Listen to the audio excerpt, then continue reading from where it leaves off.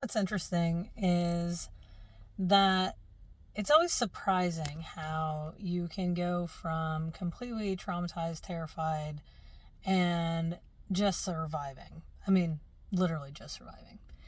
And you run from one task to the next, and you really can't stand to be alone with yourself. And if you find yourself, quote, bored, aka alone with your brain, you just like flip on some Netflix or something to take your attention off of just being quiet because your brain has become your enemy. It says everything you've done is wrong and it's terrifying. At some point in the process of, I don't know, I want to call it managing your trauma, but I don't. That sounds kind of ooky as well. But it's like maybe going back, revisiting pieces of it, and scooping up your children and figuring out how to let your whatever your current age drive the car instead of all the past traumatized children or hurt kids of your past drive the car. And that's what my therapist would say. It's like, we don't let 6-year-olds drive cars for a reason. We don't let 8-year-olds drive cars for a reason, right? Infants, yada, yada. And so then, like, at some point, you're sitting, I don't know, for example, me yesterday at a gas pump. I know, crazy, but that's part of being an adult, you know? Your car runs out of gas, or is about to run out of gas. So you don't have to push it down the road or call somebody. You stop at a gas station and fill it up. I mean, this feels pretty obvious. And also, I was in a hurry. I was kind of on my way to meet one of my friends, and I realized that not only uh, was I almost out of gas, and so I couldn't really like do anything but stop. Otherwise, I was gonna make it, or I maybe would make it to lunch, but I wouldn't make it home. So I paused and I went to a gas station I normally go to because, well, it's easy and they have a rewards thing and whatever. So I wanted my 5 cents, Anyway, so I'm there and my goodness. I mean, I have an 18-gallon tank, so of course it takes a little while. But when I tell you it was the slowest pump of my entire life.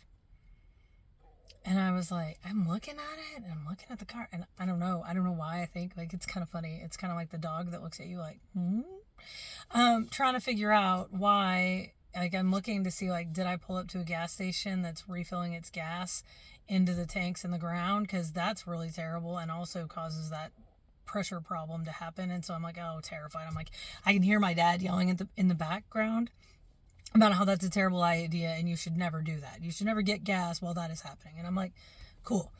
Excuse me. Anyway, so that's a really long winded version to say that I was not the only one wondering if all the pumps or just my pump was the problem.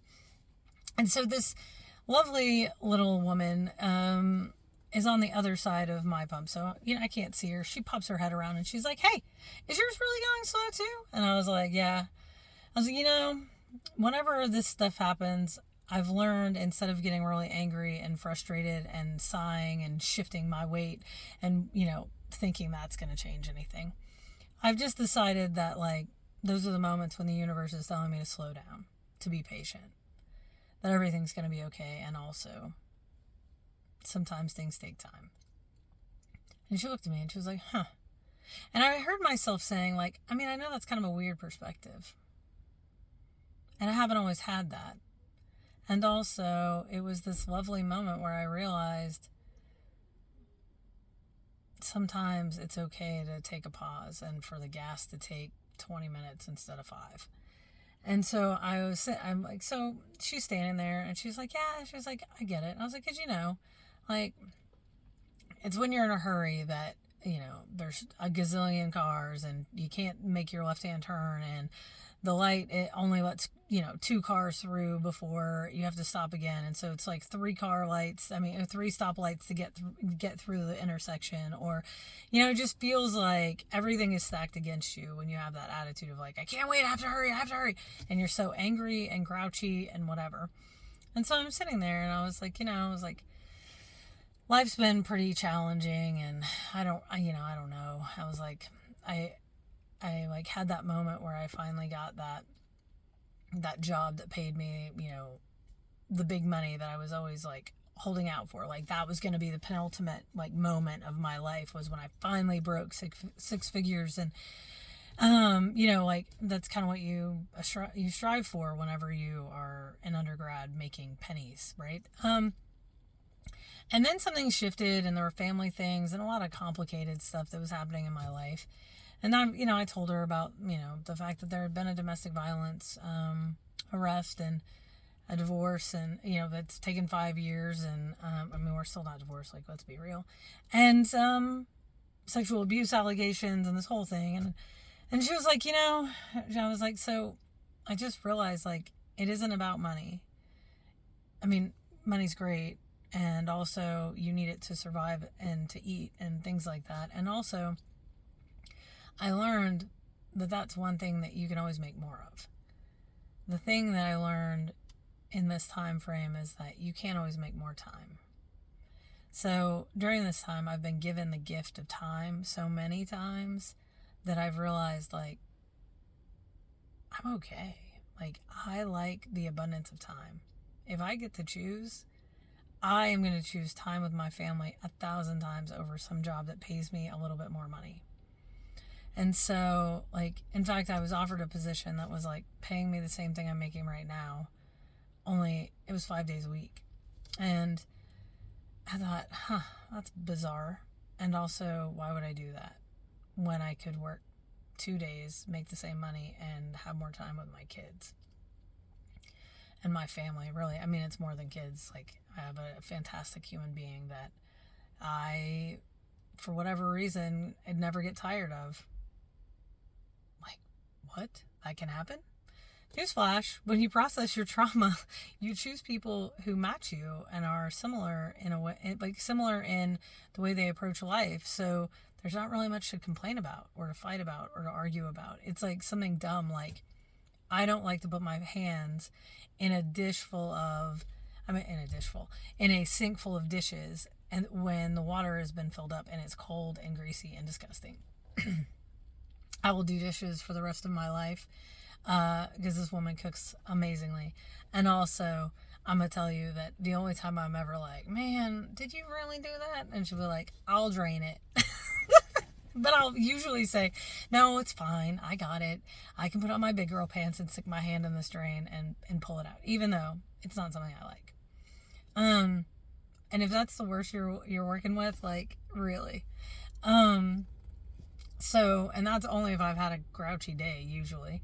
So long and short, I'm talking to this woman and I'm like, yeah, I was like, it's really funny that happened. And I'm like, and she was like, she's like, I'm really going through it right now.